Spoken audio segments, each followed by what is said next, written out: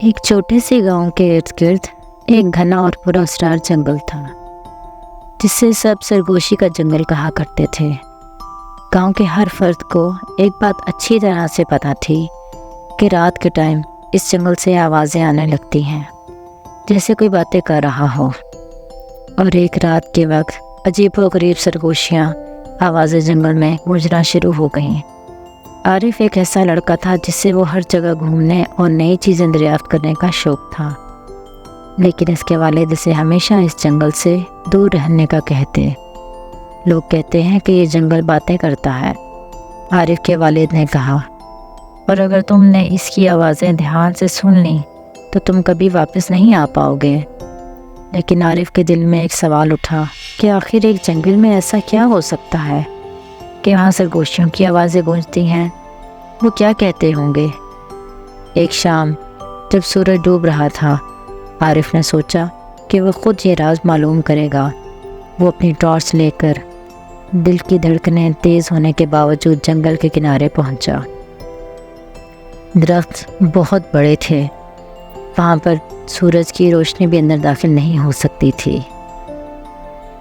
اتنے اندھیرے کے اندر عارف اپنی ٹارچ لے کر چلا گیا اور گاؤں کی معمولی آوازیں کم ہو گئیں۔ جنگل کے اندر جاتے ہی ہر طرف خاموشی چھا گئی، اتنی خاموشی کہ عارف کو اپنے قدموں کی آواز بھی سنائی دے رہی تھی۔ پھر اچانک ایک مدھم سی سرگوشی سنائی دی۔ پہلے تو وہ بہت ہلکی تھی، جیسے ہوا اور درختوں کے پتوں سے سرگوشی کر رہی ہو، لیکن پھر کچھ آوازیں تیز ہونا شروع ہو گئیں اور عارف نے محسوس کیا کہ یہ ہوا کی آواز نہیں ہے، یہ آوازیں پراسرار طور پہ آ رہی تھی۔ کون ہے؟ عارف نے ہلکی سی آواز میں پکارا اور اپنی ٹارچ ادھر ادھر گھمانے لگا، لیکن وہاں صرف درخت تھے جن کے بیچ شاخیں آسمانوں کو بڑھ رہی تھیں۔ سرگوشیاں اور واضح ہوتی چلی گئیں اور اب ایسا لگ رہا تھا جیسے وہ براہ راست عارف کو مخاطب کر رہی ہوں۔ آگے آؤ، آگے آؤ۔ عارف کے دل میں خوف کا احساس تھا، لیکن ایک تجسس بھی تھا۔ وہ دیکھنا چاہتا تھا کہ آخر یہ آوازیں کہاں سے آ رہی ہیں۔ آخرکار وہ ان آوازوں کے پیچھے پیچھے جنگل میں مزید گہرائی کی طرف جاتا گیا، جیسے کوئی اس سے بلاتا ہوا راستہ دکھا رہا ہو۔ درخت خود بخود ہلنے لگے اور ایک راستہ بنتا چلا گیا۔ سرگوشیاں مسلسل اسے سنائی دیتی جا رہی تھی۔ آخرکار عارف ایک چھوٹے سے کھلے علاقے میں پہنچا، جہاں جنگل کے بیچوں بیچ ایک قدیم پرانا درخت تھا۔ یہ درخت دوسرے درختوں سے بہت بڑا اور بوڑھا تھا۔ اس کی چھال سیاہ اور کھردری تھی اور اس کی شاخیں بوڑھے آدمی کی طرح مڑی ہوئی تھی۔ ایسا لگتا تھا جیسے سرگوشیاں اسی درخت میں سے نکل رہی ہوں۔ لرزتے ہوئے ہاتھوں کے ساتھ عارف اس درخت کے قریب آیا۔ قریب پہنچ کر اس نے عجیب سی چیز محسوس کی۔ درخت کے نیچے ایک چھوٹا سا دروازہ تھا۔ یہ دروازہ بالکل پرانا اور دھول سے بھرا ہوا تھا اور اس کے اندر جانے کا راستہ بہت چھوٹا تھا، بس عارف کے سائز کا۔ سرگوشیاں مزید بلند ہو گئی، جیسے وہ اسی دروازہ کھولنے کا اشارہ کر رہی ہوں۔ دروازہ کھولو، اندر دیکھو۔ عارف نے کچھ لمحے کے لیے سوچا، پھر ہچکچاتے ہوئے اس نے وہ دروازہ کھول لیا۔ اس نے آہستہ سے جھک کر دروازہ کھولا اور اندر ایک تاریخی تنگ سرنگ نظر آئی جو زمین کے نیچے کی طرف جا رہی تھی۔ بغیر سوچے سمجھے عارف سرنگ میں گھس گیا اور اس کی ٹارچ نے راستے کو روشن کر دیا۔ سرنگ مڑتے مڑاتے یہاں تک کہ وہ ایک پرانے بڑے زمینی کمرے میں کھل گئی۔ دیواروں میں چمکدار جڑیں لگی ہوئی تھیں اور کمرے کے درمیان میں ایک حیرت انگیز چیز موجود تھی۔ کتابیں، سینکڑوں کتابیں جو زمین میں اپنی لکڑی کی شفاف اور خوبصورتی کا ایک حسین نمونہ پیش کر رہی تھی۔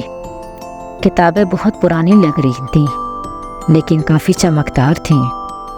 عارف نے ایک کتاب اٹھائی اور جیسے ہی اس نے اسے کھولا سرگوشیاں رک گئیں۔ اس کے بجائے کتاب میں ایک روشنی پھوٹ پڑی اور صفحے پر الفاظ نمودار ہوئے، تم نے سرگوشی والے جنگل کا راز دریافت کر لیا ہے۔ بہت عرصے پہلے ایک جادوگر نے اس جنگل پر جادو کیا، ان کتابوں کی حفاظت کی۔ صرف وہی بہادر لوگ جو ان سرگوشیوں کی پیروی کرتے ہیں اس خفیہ لائبریری تک پہنچ سکتے ہیں۔ لیکن خبردار، اب کہ تم اس راز سے واقف ہو چکے ہو، جنگل ہمیشہ تمہیں پکارے گا۔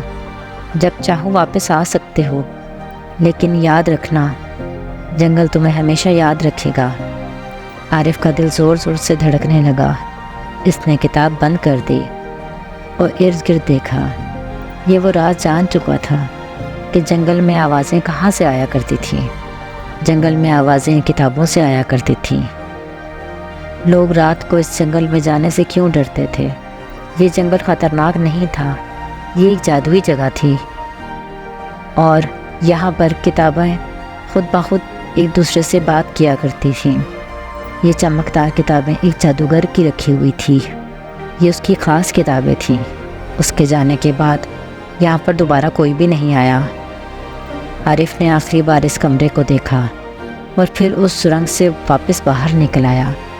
جیسے ہی وہ سرنگ سے واپس باہر نکلیا، سرگوشیاں پھر سے شروع ہو گئیں، لیکن اب وہ مدھم اور دوستانہ تھیں، جیسے وہ عارف کو دوبارہ آنے کی دعوت دے رہی ہوں۔